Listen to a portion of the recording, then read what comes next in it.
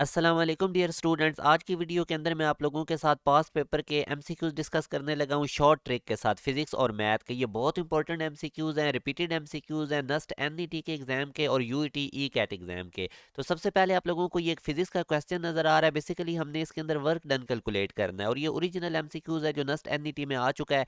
Initially 4 identical uniform blocks each of mass m and thickness h are spread on a table. How much work is done on the blocks in stacking then on the top of one another. यानी कि हमने ये जो uniform blocks हैं 4 हैं, identical mess है सबका m, thickness इनकी h है, एक दूसरे के ऊपर इनको हमने स्टैक इनका बनाना है। तो अब इस तरह का जब भी क्वेश्चन है वो कहता है कि ब्रिक्स ऊपर आप लोगों ने उनका स्टैक बनाना है या यूनिफॉर्म ब्लॉक्स का आपने स्टैक बनाना है, वर्क निकालें टोटल कितना करना पड़ेगा। तो ये आप लोगों ने शॉर्टकट यूज करना है। यहाँ से n से मुराद है, जैसे कभी वो 4 ब्लॉक्स कह रहा था तो 5 कह रहा होता तो n की जगह 5 लिख देना था। 6 ब्लॉक्स होते तो एन की जगह 6 लिख देना था। अब चूंकि 4 है तो हम एन की जगह पे 4 लिखेंगे। बाकी एम जी एच उसी तरह साथ आने देंगे, सॉल्व करेंगे तो 6 एम जी एच हमारे पास टोटल हमें वर्क करना पड़ेगा 4 आइडेंटिकल यूनिफॉर्म ब्लॉक्स का स्टैक बनाने में। तो ये बड़ा इंपॉर्टेंट एमसीक्यूज है और मैंने आपको ट्रिक के साथ ये बताया है, मैंने समझाने के लिए स्टेप बाय स्टेप की। आप खुद से करेंगे तो बहुत जल्दी सॉल्व कर लेंगे।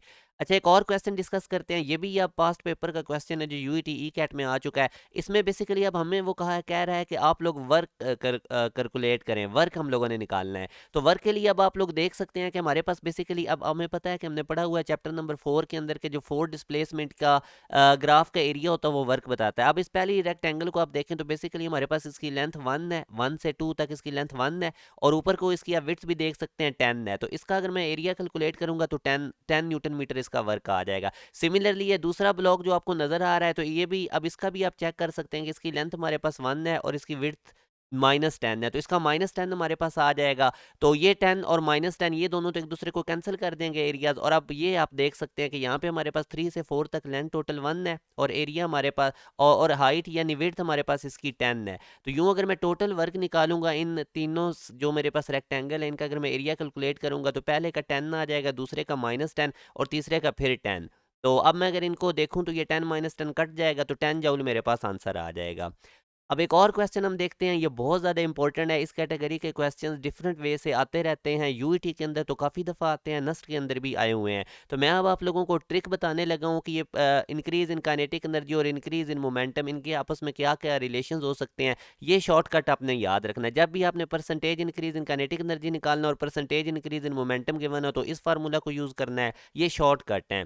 Percentage decrease in kinetic energy निकालना हो तो इधर प्लस की जगह माइनस आ जाएगा, इधर डिक्रीज इन मोमेंटम आ जाएगा परसेंटेज में। Similarly percent increase in momentum निकालना हो, अगर percent increase in kinetic energy given है तो इस फार्मूला को शॉर्टकट को आपने यूज करना है और परसेंट डिक्रीज इन मोमेंटम के लिए ये है। तो ये इंपॉर्टेंट 4 रिलेशन हैं, शॉर्टकट हैं, टाइम सेविंग है जो मैंने आप लोगों के साथ शेयर किए हैं।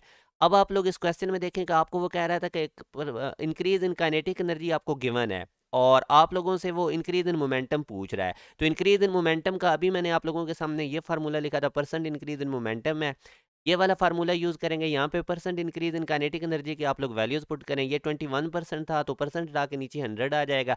अब आप रूट के अंदर जो चीज़ है इसका एलसीएम ले लें। 121/100 ये रूट से बाहर आके 11/10 हो जाएंगे। अगेन एलसीएम लेंगे, थोड़ा सा इसको सॉल्व करेंगे तो हमारे पास जो आंसर आ जाएगा परसेंट इंक्रीज इन मोमेंटम वो 10% है। बहुत इजी क्वेश्चन है। अब जैसे कि 11 को 10 पे डिवाइड करें तो 1.1 आता है, -1 किया तो 0.1, 100 से मल्टीप्लाई होकर 10%। तो ये इंपॉर्टेंट शॉर्टकट्स हैं जो मैंने आप लोगों को साथ शेयर किए हैं फिजिक्स के, और ये आप लोगों के लिए हेल्प करेंगे नस्ट एनईटी और यूईटी के ई कैट एग्जाम में।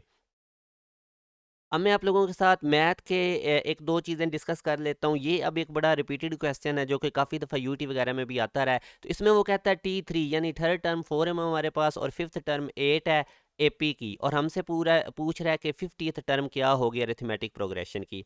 एपी के बारे में याद रखें कि उनके अंदर कॉमन डिफरेंस सेम होता है। जैसे ये 1 4 7 10 ये हमारे पास अरिथमेटिक प्रोग्रेशन है। हर अगली टर्म में से आप पिछली माइनस करें तो आंसर सेम आएगा। और ये आपने फार्मूला भी आपको पता है, हम यूज़ करते हैं कोई भी मिसिंग टर्म निकालने के लिए। तो मैं अब आप लोगों को आज डी निकालने का एक शॉर्टकट बता रहा हूँ, मेथड कॉमन डिफरेंस निकालने का। जब डी पता होगा हमें तो ऑटोमेटिकली कोई भी मिसिंग टर्म हम निकाल सकते हैं। जैसे कि ये देखें हमारे पास ये T3 तीसरे नंबर वाली टर्म इस सीक्वेंस की 4 है और पांचवें नंबर वाली टर्म 8 है। तो अब आप इनका डिफरेंस ले लें। ये जो सब्सक्रिप्ट आपको नजर आ रही है ना 5 और 3, 5 में से 3 को माइनस करें तो वो 2 आएगा, साथ डी लगा दें 2D, और इसी तरह आप 8 में से 4 को माइनस कर दें तो ये अब आ गया 2D = 4 और यहाँ से आप डी निकाल लें 2।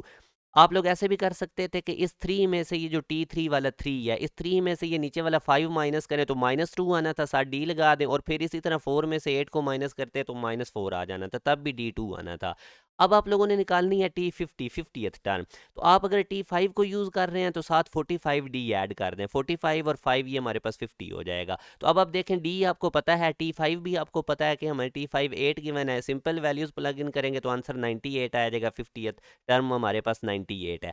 एक और वे से भी हो सकता था, मैं T5 की जगह T3 यूज़ करता अगर, तो अगर मैं T3 यूज़ करता तो साथ मुझे 47D ऐड करना पड़ना था, जैसे T5 के साथ 45D ऐड किया। तो अब आप इसी तरह डी की वैल्यूज़ प्लग इन करेंगे तो अगेन आपके पास वही 98 आंसर आएगा। ये थोड़ी सी प्रैक्टिस से ये बहुत इंपॉर्टेंट शॉर्टकट है जिससे आप डायरेक्टली डी निकाल लेंगे, और कोई भी मिसिंग टर्म निकालने का मैंने आपको तरीकाकार बता दिया एपी की। अच्छा, अब आप लोगों को मैं एन डायरेक्ट निकालना सिखाता हूँ। सम टाइम वो हमसे कोई एक अरिथमेटिक सीक्वेंस के अंदर आपसे कोई भी टर्म पूछ लेता है, जैसे वो कहता है which term of the sequence, कि ये एक सीक्वेंस है -2 4 10 और इसमें 148 कहीं पे आएगा, तो उसका नंबर क्या है।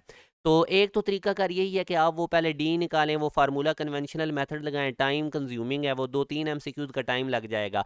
तो आप लोगों ने डायरेक्टली एन कैसे निकालना है, ये वो फार्मूला यूज़ करेंगे तो टाइम लगेगा।